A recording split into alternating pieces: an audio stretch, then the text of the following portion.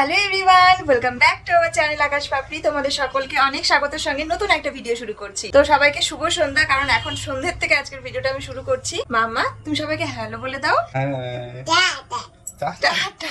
ও ওইটাই, মানে ওই হ্যালো হাই করতে গেলে আমরা হাতে যেমন করি, টাটা করতে গেলেও সেইটা করি। ও তো হাই হ্যালো বলতে পারে না, তাই টাটা বলতে পারে, তাই সেটাই বলে দিয়েছে। আবার বলে দাও। তো শোনা বাবা ঘুম থেকে উঠলো, ওকে একটু পরেই মানে কিছুক্ষণের মধ্যে আমি ওকে খাওয়াবো। তার আগে বাবাকে বললাম তুমি একটু ওকে নিয়ে একটু ঘুরে আসো। আমি একটু মানে কাজ করছিলাম, বাসন কুসন মেজে, এবার একটু সন্ধ্যা হয়ে গেছে, সারাটা দিন পেরিয়ে গেল। ঠিক করে মানে কাজ তোমাদের সঙ্গে সারাদিনে কিছু শেয়ারও করতে পারিনি, ব্লগও শুট করা হয়নি। তো স্নান করতে আমার অনেক দেরি হয়ে গেল। তো বিছানাটা আগে একটু ক্লিন করে নেবো। মেয়ে উঠেছে ঘুম থেকে, ওকে আগে রেডি করিয়ে নিলাম। আর ওকে বললাম যে একটুখানি ঘোরো মেয়েকে নিয়ে, আমি চট করে ঘরটা মুছে নিই, বিছানাটা ক্লিন করে নিই, স্নান করে এসে মেয়ে সন্ধ্যের খাবারটা খাওয়াবো। তো চলো তোমরা ভিডিওটা দেখতে থাকো।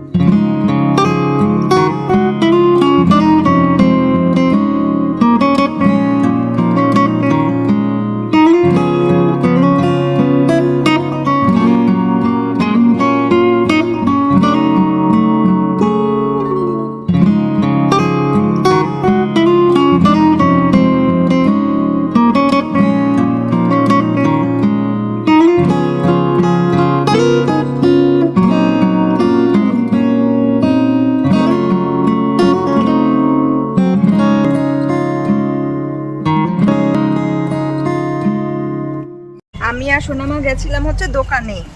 দোকান থেকে মামার জন্য এই যেখানে ডিম আনলাম, একটা খাবার বানাবো, আর বিস্কুট আনলাম, ক্রিম বিস্কুট এমনি খাওয়ার জন্য। স্নান করে এসে এখনো পর্যন্ত আয়নার সামনে মুখটা দেখিনি। আর এইটা নেবেই, এই যে চোখের মতন। আমি বলছি তোর ভয় করে না তো, এটা দিয়ে কি করবি? এটা সেই জোর করেই নেবে। এটা নিয়ে তুমি খুশি হয়েছো? বিস্কুট খেয়েছে বাবার সঙ্গে, মুখটা পুরো মেখে রয়েছে।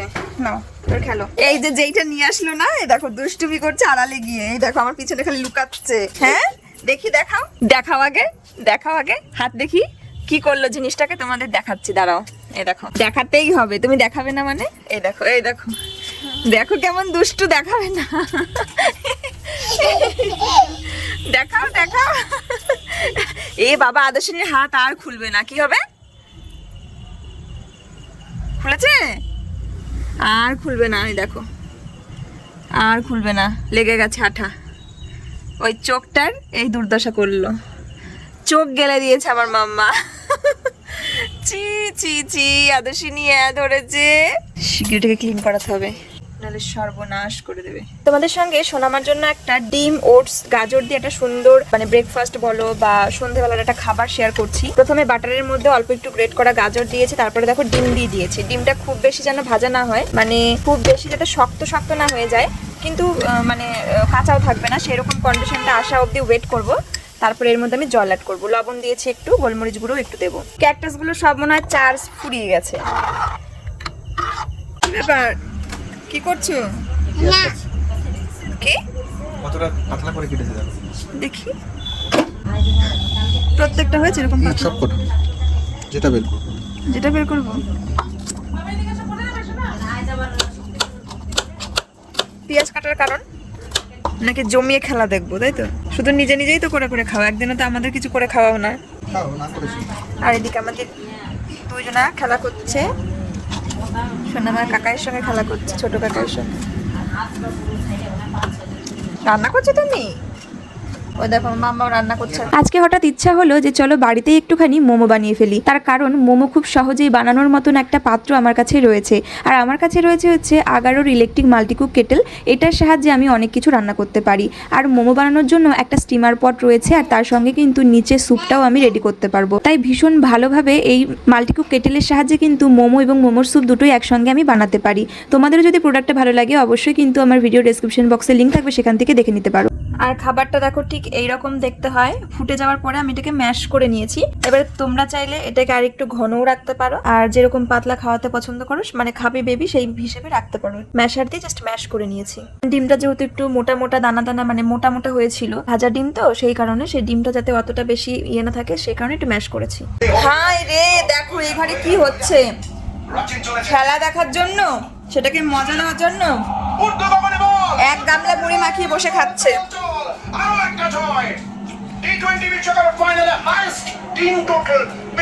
কি হবে তোমার অবস্থা জানো? এইদিকে তাকাও একটু, এটা খেলে তোমার কি অবস্থা হবে তুমি জানো? মুড়ি এক গামলা মুড়ি ঘামছে আর খাচ্ছে। শোন, আমার রাতের খাবার খাওয়া হয়ে গেছে, এখন দেখো ব্রাশ করছে ঘুমোতে যাওয়ার আগে। খাবার খেয়ে দে, ড্রেসটা চেঞ্জ করে দিলাম। কি করে ব্রাশ করতে হয় দেখি, ওরকম করে? ঠিক আছে, জল ফেলো না, জল ওকে তো জাস্ট জল দিয়ে মানে দাঁতে ঘষতে দিই আর হচ্ছে জল দিয়ে ধয়, সেই অভ্যাসটাই মানে সেটাই ও করে। কাপের মধ্যে জল দিই, সে জলের মধ্যে মানে ধয় ব্রাশটা, তারপর আবার ব্রাশ করে। ভিতরে একটা ব্রাশ করো, ভিতরে দাঁতগুলো ব্রাশ করো ভিতরে। হ্যাঁ পোকা।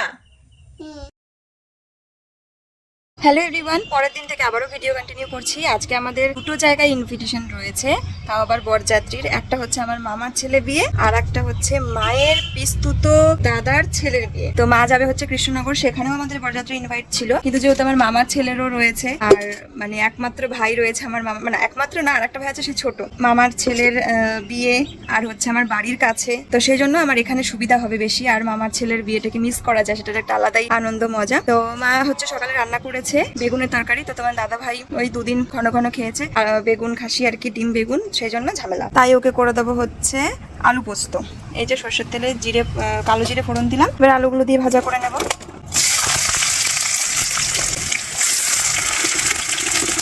আর এই যে পোস্ত বেটে নিয়েছি শিলনোড়ায় একদম মিহি করে।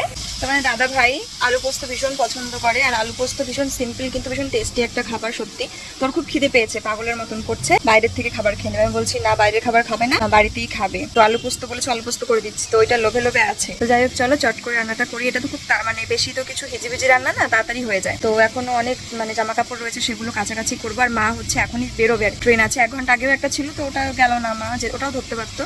তো চলো, এ দেখো আলুগুলো ভাজা করা হয়ে গেছে। আমি অল্প 1 চিমটে হলুদ দিয়েছি যাতে একটু কালারটা সুন্দর লাগে। লঙ্কা চেরা দিয়ে দিয়েছি, এবার দিয়ে দেবো পোস্ত। পোস্ত কিন্তু এক একজন এক এক রকম ভাবে বানায়। আমারটা যে ঠিক বা আমারটা যে বেশি সুস্বাদু হবে সেটা না, বা আমারটা যে কম সুস্বাদু হবে সেটাও না। এবার একটুখানি কষিয়ে নেব, বেশি না। দারুণ একটা স্মেল বেরোচ্ছে।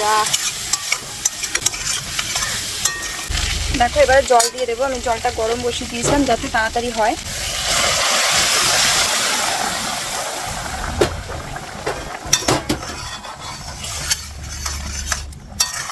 এবার আলুগুলো সেদ্ধ হবে, মাখো মাখো হবে, সেই পরিমাণ মতন আমি ঝোলটা দেবো। যে রান্না হয়ে গেছে কমপ্লিট, এবং চলো খেতে দিয়ে দিই। গরম পড়ে গেছে কি দেখেই লোভ লাগছে। তাই গ্রেভি গ্রেভি রেখেছি, নাহলে খাবার কি দিয়ে? ওই জন্য একটু গ্রেভি গ্রেভি রেখেছি, খাবার কি দিয়ে। কি গো, কেমন খাচ্ছ?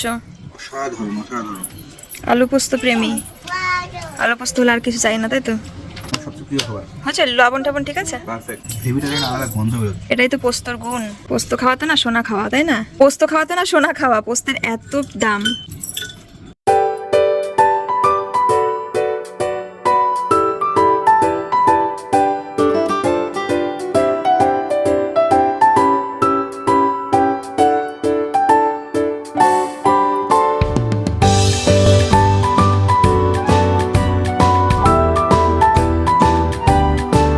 সব কাজকর্ম গুছিয়ে এখন স্নান করে আসলাম, আর 5টা বেজে গেছে।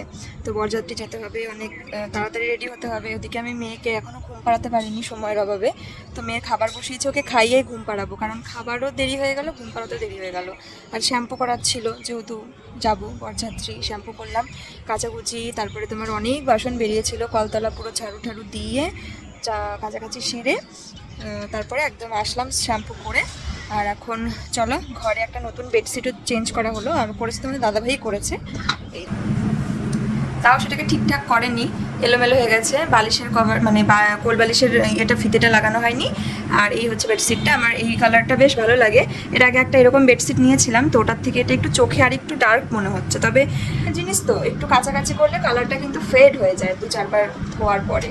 তো আমি একটু চুলটা এখন শুকিয়ে নিই, মেয়েটার খাবার হতে হতে। আর বাবা এসেছে বাড়িতে, তাই সোনামাকে বাবা এখন রাখছে, অনেকক্ষণ ধরেই রাখছে। আমি যতক্ষণ বাইরে কাজ করছিলাম বাবা রাখছিল, তার আগে তোমার দাদাভাই রেখেছে সারাদিনই বলতে পারো, মানে যতক্ষণ আর কি আমি মানে ওর কাছে ছিলাম না। তো চলো একটু চুল শুকিয়ে নিই, আর মানে ওকে খাইয়ে দিয়ে ঘুম পাড়িয়ে রেডি হতে হবে, কারণ খাওয়াতে খাওয়াতে ঘুম পাড়াতে 6টা বেজে যাবে মনে হয়।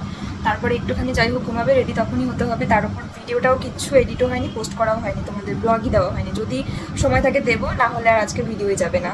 তো যাই হোক চলো কন্টিনিউ এখন করতে হবে। আর আমার শাড়ি ব্লাউজ যেখানে বানাতে দেওয়া রয়েছে, মানে শাড়ির ব্লাউজটা, সেটাও আনা হয়নি। তো জানি না ওটা আনার পরে ধরো একটু গরমিল আছে ফিটিংসের, তখন আমি কি পরবো, মানে একটা জিনিস ভেবে ধরো রেখেছি। তারপরে একটু চুল বাঁধলে একটু ফুল দিতে হবে, ফুল এখন কে কিনে আনতে যাবে, আমার কোনো কিছু ঠিক নেই, কি পরবো সেটার ডিসিশন ঠিক ছিল না। দুপুরবেলা মোটামুটি ভাবলাম যে ওই শাড়িটাই পরি। তো যাই হোক চলো, শাড়িটাও কিছু করাতে দিয়েছিলাম। তো এই যে ডিজাইনটা, আমি ফ্রন্ট ওপেন বলেছিলাম, উনি ভুল করেছে, ব্যাক করে দিয়েছে।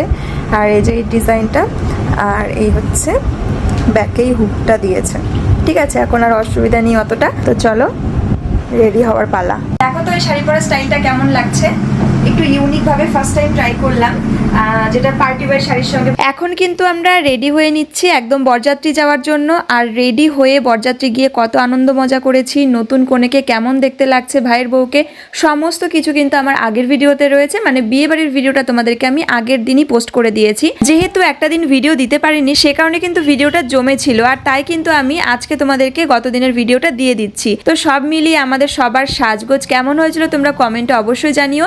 যদিও তোমরা কিন্তু বিয়েবাড়ির ভিডিওটাতে অনেকে কমেন্ট করেছো দিদিভাই শাড়িটা খুব সুন্দর লাগছে, কোথা থেকে নিয়েছো লিংক দাও। তো তোমাদের সকলকে বলে দিই, শাড়িটা কিন্তু আমি কোনো অনলাইন থেকে কিনিনি, আমি অফলাইন থেকে কিনেছি, কৃষ্ণনগরে একটি দোকান থেকে কিনেছি। এবং ব্লু কালারটা আমার খুব ভালো লাগছিল, তাই মানে কিনে নিয়েছি। তো তোমরা খুব পছন্দ করেছো, তার জন্য থ্যাংক ইউ সো মাচ। তবে তোমরা এরকম শাড়ি খুঁজে দেখতে পারো, নিশ্চয়ই পেয়ে যাবে। আর এই ভিডিওতে তোমাদের দেখিয়ে দিচ্ছি ভাই আর ভাইয়ের বউকেও, দেখো কত মিষ্টি লাগছে দুজনাকে দেখতে। তো ওদের বিয়ে এখন কমপ্লিট হয়ে গেছে। তো চলো দেখা হচ্ছে আগামী দিন নতুন একটা ভিডিওতে। টাটা।